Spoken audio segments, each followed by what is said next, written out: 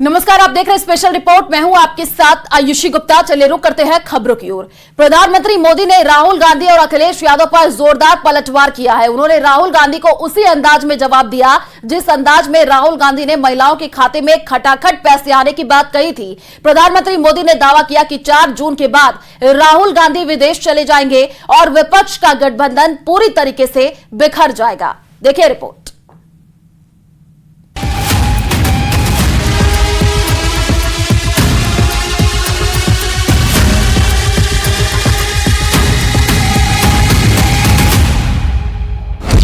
बाकी 3 चरण, अब खटाखट वाला रण।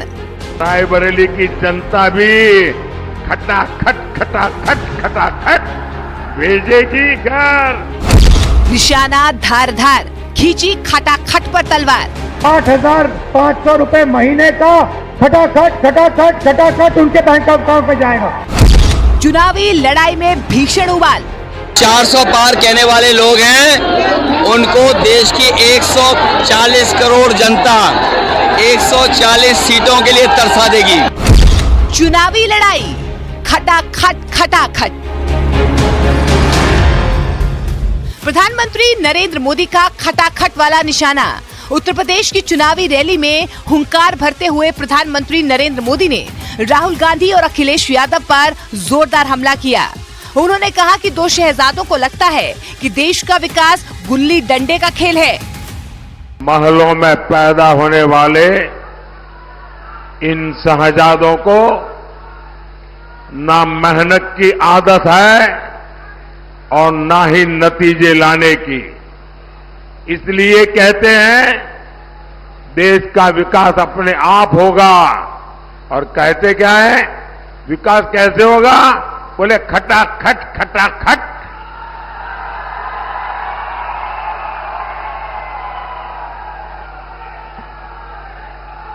ये सोचते हैं भारत आत्मनिर्भर अपने आप बन जाएंगे, और कोई पूछता है तो कैसे, तो बोले खटाखट खटाखट।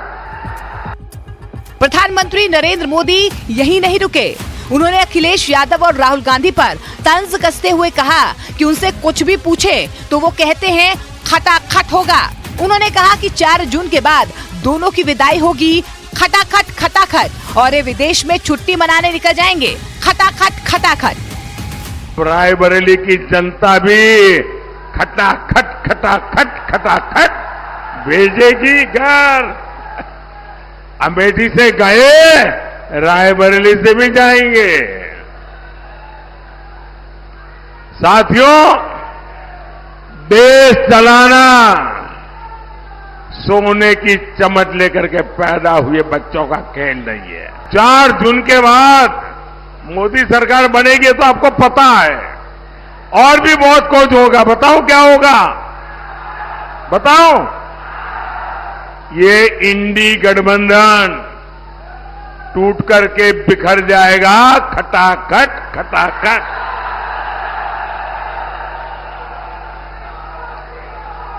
पराजय के बाद बलि के बकरे को खोजा जाएगा खटाखट खटाखट। और शहजादे, चाहे वो लखनऊ वाले शहजादे हो या दिल्ली वाले, ये शहजादे गर्मी की छुट्टियों पर विदेश निकल जाएंगे खटाखट खटाखट। अब आपको बताते हैं कि चुनावी रण में खटाखट वाली राजनीति की शुरुआत कहां से हुई। कुछ दिन पहले राहुल गांधी ने झांसी में एक बयान दिया था। उन्होंने कहा था कि महिलाओं के खाते में हर साल 1 लाख रुपए भेजे जाएंगे, यानी हर महीने 8500 रुपए खाते में खटाखट जाएगा। 1 लाख रुपए साल का, 8,500 रुपए महीने का खटाखट खटाखट खटाखट उनके बैंक अकाउंट में जाएगा। और हमारे जो युवा हैं जो आज सड़कों पे घूम रहे हैं, इंस्टाग्राम फेसबुक देख रहे हैं, उनके बैंक अकाउंट में साल का 1 लाख रुपया, 8,500 रुपए महीने का ठकाठक ठकाठक ठकाठक ठकाठक हमारी सरकार डालेगी। राहुल के इस बयान के बाद सियासी पारा हाई हो गया है। और प्रधानमंत्री नरेंद्र मोदी ने राहुल गांधी को उन्हीं के अंदाज में जवाब दिया। प्रधानमंत्री नरेंद्र मोदी ने भी दावा किया कि एक बार फिर एनडीए की सरकार बनेगी और इंडिया गठबंधन का सपना बिखर जाएगा। इंडी गठबंधन वाले देश से भाजपा एनडीए की स्थिर सरकार हटाना चाहते हैं और इनके पास सरकार चलाने का क्या फॉर्मूला है? इनका फॉर्मूला है 5 साल में 5 पार्टियों के 5 पीएम बनाएंगे, यानी हर साल एक नया पीएम। फिलहाल चुनावी लड़ाई में खटाखट चढ़ा पारा अभी तो थमता दिख नहीं रहा है। अभी इस पर और सियासी दंगल होगा और खटाखट वार और पलटवार होंगे।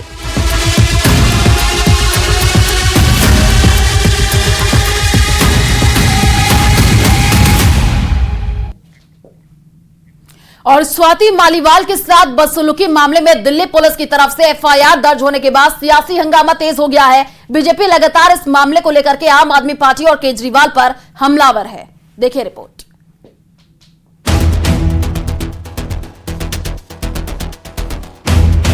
इन तस्वीरों को गौर से देखिए, जिस विभव कुमार पर स्वाति मालीवाल से मारपीट के आरोप लगे, वो सीएम अरविंद केजरीवाल के साथ घूमते कैमरे में कैद हुए।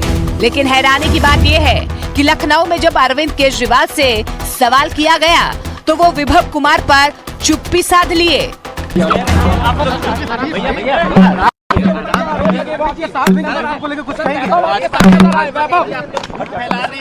अरविंद जी क्या कहेंगे? अरविंद जी विभव को लेके कुछ बोलेंगे? अरविंद जी सर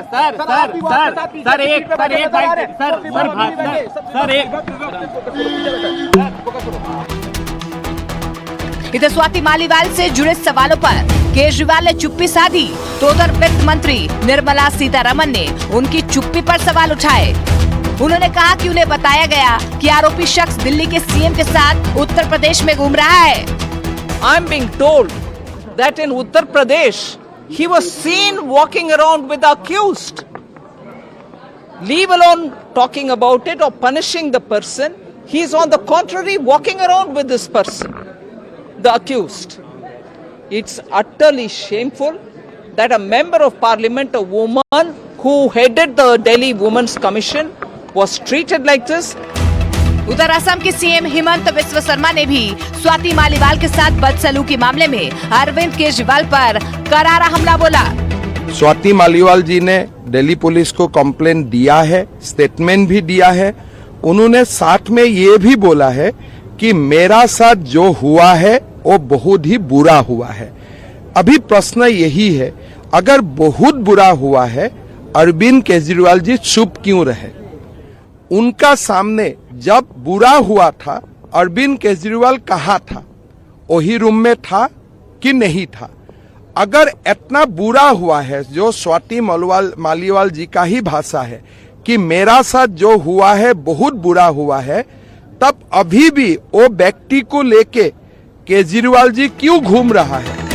केजरीवाल के निजी सचिव विभव कुमार पर स्वाति मालीवाल के आरोपों के बाद से दिल्ली की सियासत में बड़ा तूफान खड़ा हो चुका है। बीजेपी लगातार आम आदमी पार्टी पर हमलावर है। अरविंद केजरीवाल जी ने स्वाति मालीवाल जी को पिटवाया है, ऐसे में उनका ये दूसरा ऑफेंस है और सुप्रीम कोर्ट का संज्ञान लेना चाहिए इसको, और सुप्रीम कोर्ट को उनकी जमानत अर्जी का जो है वो चुनाव तक भी रद्द करनी चाहिए। ऐसे अक्यूज्ड का जो बार बार ऐसा क्राइम कर रहा हो वो बाहर नहीं खुला घूमना चाहिए। सुप्रीम कोर्ट को इसका जरूर संज्ञान लेना चाहिए। अरविंद केजरीवाल दिल्ली के मुख्यमंत्री, आपसे सिर्फ एक सवाल करना चाहता हूं। जब स्वाति मालीवाल के साथ इस तरह की घटना आपके आवास में हुई, आप उस समय घर में मौजूद थे। आखिर क्यों आपने एक महिला पर अत्याचार होने दिया? क्यों आपने रोकने की कोशिश नहीं की? क्यों आज 4 दिन तक आप चुप्पी रख के बैठे हैं। मैं अब भी आपसे कहता हूं कि अगर थोड़ी सी भी गैरत है तो तुरंत विभव को पुलिस के हवाले करें। इस बीच दिल्ली बीजेपी महिला मोर्चा ने स्वाति मालीवाल के समर्थन में एक पत्र जारी कर दिया है। यही नहीं, बीजेपी की कई महिला कार्यकर्ता स्वाति मालीवाल के आवास पर भी उन्हें समर्थन देने पहुंच गयी।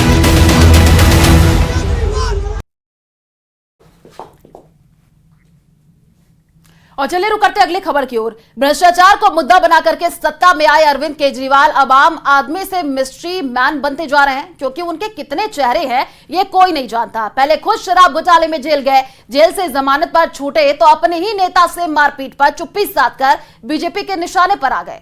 देखिए स्पेशल रिपोर्ट।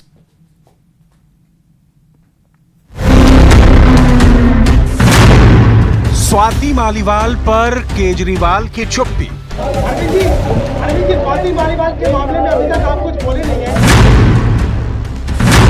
स्वाति पर पूछा सवाल तो खिसका दिया माइक। मालीवाल पर सवाल, अखिलेश ने किया बचाव। इससे ज्यादा जरूरी और चीजें भी हैं, कागज निकालिए। स्वाति पर पूछा सवाल, मणिपुर मिला जवाब। लोग, पूरा देश हतप्रभ है, दुखी है, आज तक पीड़ित है। मणिपुर के अंदर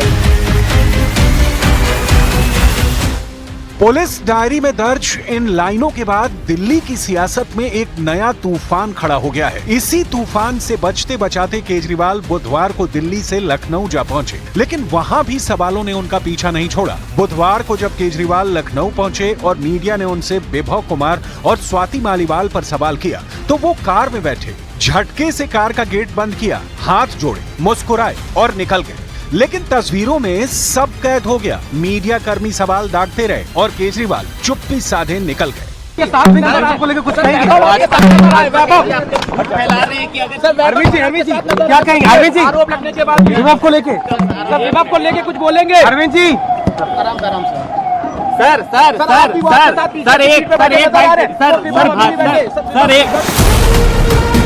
जब कल कोई जवाब नहीं मिला तो मीडिया कर्मियों ने आज ज्वाइंट प्रेस कॉन्फ्रेंस में सवालों की झड़ी लगा दी। जैसे ही स्वाति मालीवाल पर सवाल किया तो पहले केजरीवाल ने माइक अखिलेश यादव की तरफ खिसका दिया।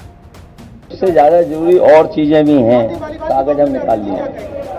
सवालों को डाइवर्ट करने के लिए अखिलेश यादव ने जेब से पर्चा निकाला, 2-4 बातें की, लेकिन जैसे ही अखिलेश शांत हुए तो पत्रकारों ने फिर सवाल स्वाति मालीवाल पर दाग दिए। पहले केजरीवाल ने जो माइक अपने बाएं बैठे अखिलेश यादव की तरफ खिसकाया था, वो अब उनके दाएं तरफ बैठे संजय सिंह के पास पहुंचा दिया। लेकिन केजरीवाल ने जवाब नहीं दिया। केजरीवाल से सवाल इसलिए भी क्योंकि महिला सुरक्षा पर कभी यही केजरीवाल बेबाकी से अपनी बात रखते थे। आप भी सुनिए। पूरे देश में सबसे ज्यादा असुरक्षित महिलाओं के लिए दिल्ली मानी जा रही है। ये कोई अच्छी बात नहीं है। अगर हमारे देश की राजधानी सबसे असुरक्षित होगी महिलाओं के लिए तो ये अच्छी बात नहीं है। मैं एलजी साहब से और केंद्र सरकार से अपील करता हूं हाथ जोड़ के कि जो भी उचित कदम उठाने की जरूरत है वे उठाएं और हमसे जो भी मदद चाहिए हम करेंगे, हम उसमें पूरा सहयोग करेंगे। ये सवाल तीखे हो गए हैं इस तस्वीर की वजह से जो लखनऊ से सामने आई, जहां अरविंद केजरीवाल और आप सांसद संजय सिंह के साथ विभव कुमार दिखाई दिए। वही विभव कुमार जिन पर स्वाति मालीवाल से बदसलूकी का आरोप है। बीजेपी स्वाति मालीवाल की पिटाई से जुड़े इस मुद्दे को लगातार मॉनिटर कर रही है। यही वजह है कि केजरीवाल की खामोशी पर बीजेपी ने एक के बाद एक कई वार किए कि एक महिला सांसद जो उनकी पार्टी की है, उनके साथ मारपीट होती है, दुर्व्यवहार होता है। कार्रवाई तो दूर की बात है, वो तो पश्चाताप भी नहीं कर रहे, कार्रवाई तो क्या करेंगे। सवाल यही है कि आखिर अरविंद केजरीवाल की खामोशी का मतलब क्या है।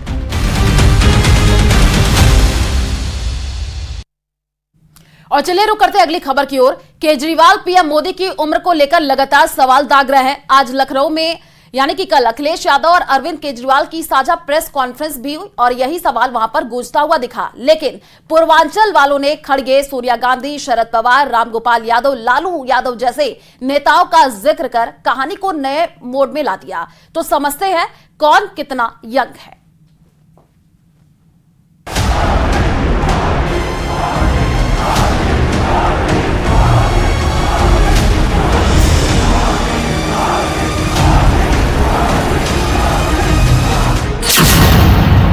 अर्जुन खड़गे 81 साल,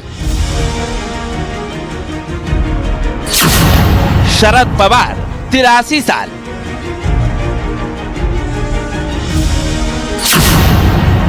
सोनिया गांधी 77 साल, लालू यादव 75 साल,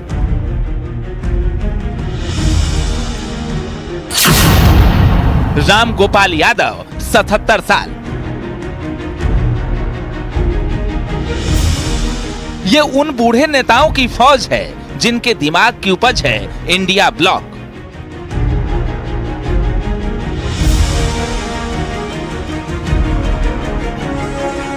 लेकिन क्रोनोलॉजी समझिए, बुजुर्ग नेताओं की नींव पर खड़ा इंडिया ब्लॉक पीएम मोदी की उम्र पर सवाल उठा रहा है, जिनका एनर्जी लेवल आज भी किसी 40 साल के नेता से कहीं ज्यादा है।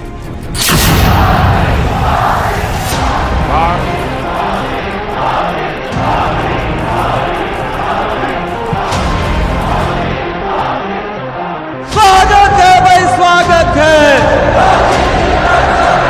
स्वागत है भाई, स्वागत है।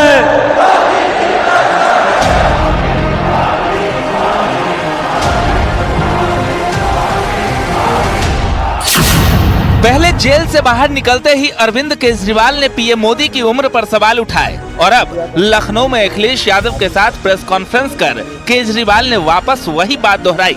अरविंद ने पीएम की उम्र को लेकर कहा कि पीएम मोदी अगले साल 75 साल के हो जाएंगे, उसके बाद अमित शाह को अपना उत्तराधिकारी बनाएंगे, योगी आदित्यनाथ को भी बीजेपी साइडलाइन कर देगी। यानी उम्र और पार्टी में फूट डालने की बात एक ही लाइन में दोहराई जा रही है। अब अगले साल 17 सितंबर को प्रधानमंत्री मोदी जी 75 साल के होंगे और मोदी जी ने तय कर लिया है कि अमित शाह जी को वो अपना वारिस बनाएंगे और अमित शाह जी अगले साल 17 सितंबर को देश के प्रधानमंत्री बनाने का उन्होंने तय किया है मोदी जी ने। इसके ऊपर मोदी जी पिछले 1-2 साल से लगे भी हुए हैं, क्योंकि भारतीय जनता पार्टी के अंदर अमित शाह जी के सामने जो जो बाधाएं पैदा कर सकता था नेता, एक एक करके उन सब नेताओं को साइड कर दिया गया, उनका पत्ता साफ कर दिया गया। भारतीय जनता पार्टी जो 400 पार का नारा दे रहे थे, अब समझ में आया है 4 चरणों के बाद, वो बात तो ठीक है कि आरक्षण पे सबसे पहले हमला करेंगे, लेकिन 400 पार नारा इसीलिए दे रहे हैं कि 543 में 400 के बाद वो सीटें देख रहे हैं, तो वो केवल 143 बन रही हैं। तो वो स्वयं स्वीकार कर रहे हैं कि 143 से ज्यादा वो सीटें जीतने वाले नहीं हैं, क्योंकि 400 पार सीटें 143 ही बनती हैं और 140 करोड़ की जनता इस बार इन्हें 140 सीटों के लिए भी तरसा देगी। ये पहली दफा नहीं है जब अरविंद केजरीवाल पीएम मोदी की उम्र पर सवाल उठा रहे हैं, और न ही केजरीवाल के टेंशन की वजह पीएम मोदी की उम्र है, बल्कि विपक्ष जानता है जब तक मोदी सक्रिय हैं, मोदी मैजिक के आगे किसी की दाल नहीं गलने वाली। जब तक देश की जनता चाहेगी तब तक आदरणीय नरेंद्र मोदी जी प्रधानमंत्री देश के बने रहेंगे। आपत्ति उनको है जो जनता की अदालत से खारिज किए जा चुके हैं। श्रीमती सोनिया गांधी, खड़गे जी, शरद पवार, इनकी उम्र भी अगर पूछी जाए तो निश्चित रूप से जनता की अदालत से खारिज लोग अब नया वितंडा लेकर सामने आए हैं। रही सही कसर अमित शाह पूरी कर चुके हैं। उन्होंने साफ कर दिया था कि मोदी की उम्र और पीएम पद के बीच कोई सवाल ही नहीं बनता। मैं अरविंद केजरीवाल एंड कंपनी और पूरे इंडिया अलायंस को कहना चाहता हूं, मोदी जी 75 साल के हो जाए, इससे आपको आनंदित होने की जरूरत नहीं है। ये भारतीय जनता पार्टी के संविधान में कहीं नहीं लिखा है। मोदी जी ही ये टर्म पूरी करेंगे और मोदी जी ही आगे देश का नेतृत्व करते रहेंगे। इसमें भारतीय जनता पार्टी में कोई कंफ्यूजन नहीं है। ये कंफ्यूजन खड़ा करना, पहले एक बात समझ लो, उनकी बेस ये है कि मोदी जी को बदले जाएंगे। मोदी जी को बदलना ही नहीं है, मैंने स्पष्ट कर दिया, अब बैठ जाओ। अरे भाई, पहले मूल क्यों ऐसा बोले हैं कि 75 के बाद मोदी जी को बदलेंगे? वो तय हो चुका है, नहीं बदलना है, बैठ जाइए। दरअसल विपक्ष की टेंशन मोदी की उम्र नहीं, उनका एनर्जी लेवल है। जब विपक्ष के नेता एसी कमरों में चिलचिलाती गर्मी में बाहर नहीं निकल पा रहे, तब पीएम मोदी एक ही दिन में 4 रैलियां संबोधित कर रहे हैं। नरेंद्र मोदी ने 31 मार्च से 5 मई के बीच 18 राज्यों और केंद्र शासित प्रदेशों में 83 चुनावी रैलियों को संबोधित किया, जबकि इंडिया ब्लॉक के 53 साल के युवा नेता राहुल गांधी सिर्फ 40 रैली ही कर पाए। एनर्जी का यही फर्क विपक्ष को खटक रहा है। वैसे भी पीएम मोदी खुद कहते हैं कि उनकी ऊर्जा का स्रोत परमात्मा है, जिसने उन्हें इस नेक काम के लिए भेजा।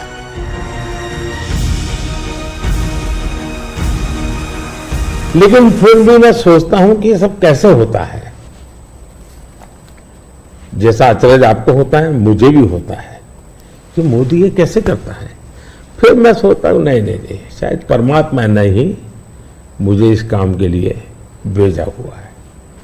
मुझसे जो कुछ भी है वो कोई ईश्वरीय शक्ति करवा रही है, और वो ईश्वरीय शक्ति, ईश्वरीय प्रेरणा से मैं करता रहता हूं।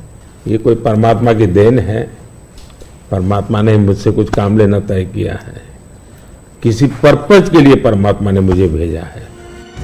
बहरहाल 5वें चरण से पहले पीएम मोदी की उम्र का मुद्दा बनाने की कोशिश कर रहे इंडिया ब्लॉक के नेताओं को ये नहीं भूलना चाहिए कि उनके गठबंधन की नींव ही बुजुर्ग नेताओं के विचार पर खड़ी है। Bureau report, news 18।